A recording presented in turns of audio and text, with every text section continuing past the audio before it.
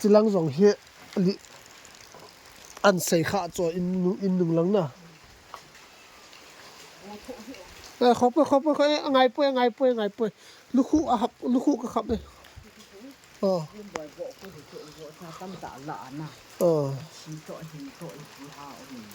คือบอกคุณจียอง他同那ยอง他ให้กี่ลังให้กากาดูกำลังกัน